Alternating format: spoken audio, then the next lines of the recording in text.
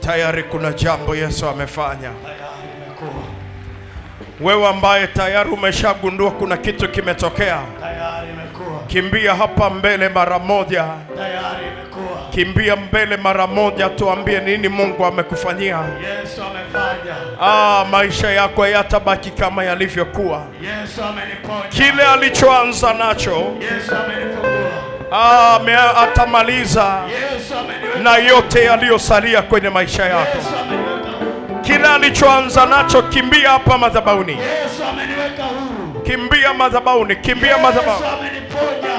Kimbia madhabahuni. Yesu amenifungua. Kile ulichogundua Yesu ameshafanya, kimbia. Yesu amenitendea. Usibakie kwenye kiti, ulichogundua Yesu amefanya, kimbia. Yesu ameniponya. Ameanza na hicho, na mengine yote yanafuata. Yesu asante. Kimbia, kimbia, kimbia. Yesu. Kimbia, anza kufanya kile kitu ambacho ulikuwa huwezi kufanya. Na ukishagundua kuna kitu Yesu amefanya, kimbia mbele. Naona watu wengi. Watu ni wengi. Mungu ameshafanya jambo. Tayari kuna jambo limetokea. Tayari kuna jambo limefanyika. Kimbia, kimbia mara moja. Kimbia mara moja. Lile jambo umegundua Yesu amefanya, kimbia mara moja. Asante Yesu. Mama, leta maiki hapa.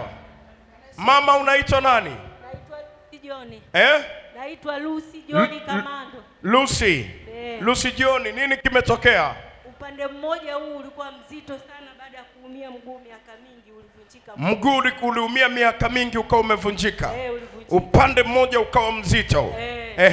Lakini leo nimejisikia mwepesi. Ile uzito umepotea. Tayari umepokea uponyaji. Nipe mkono na Yesu akusaidie.